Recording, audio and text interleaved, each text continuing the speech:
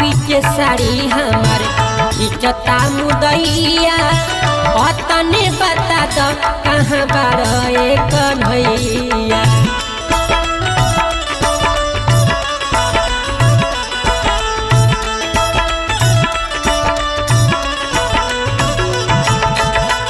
सभा बीच साड़ी हमार खिंचता मुदैया तने बता दो कहाँ बारे कन्हैया।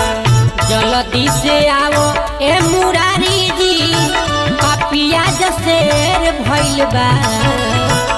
जल्दी से आओ ए मुरारी जी पपिया जसेर भइल बा। लेके चक्र सुदर्शन भाव